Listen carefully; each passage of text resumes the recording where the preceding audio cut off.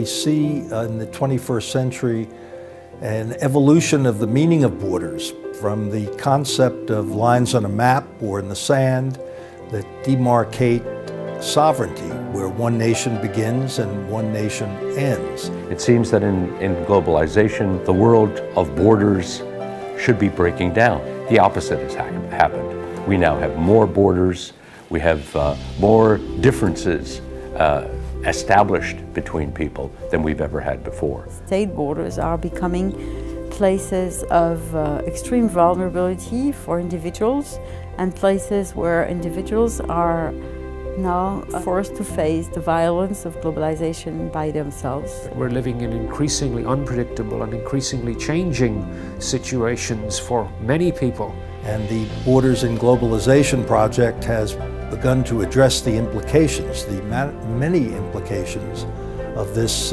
interaction between border lines and global flows.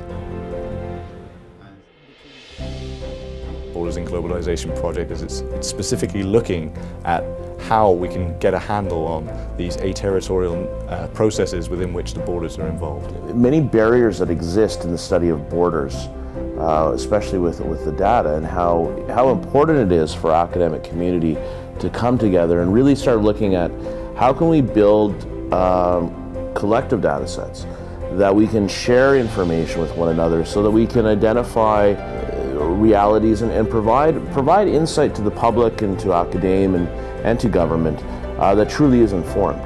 There is an enormous amount of people working on the ground for cross-border cooperation and an enormous amount of researchers producing knowledge about that. But the connection between the practitioners and the knowledge has been always a big gap. Borders in Globalization conference gives us an opportunity to put issues on the table, most of which we're just at the threshold of coming to grips with.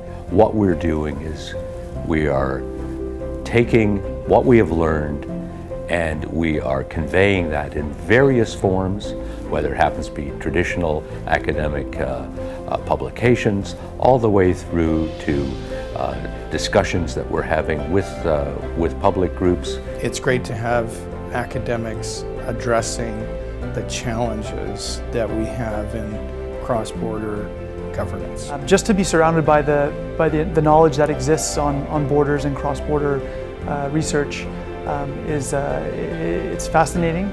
In all regards, we will all take away from this type of environment, and I hope it's ongoing and that we continue this. So this conference probably should mark a before and afterwards in this relationship between policymakers, practitioners and academicians, and we are working hard on this direction.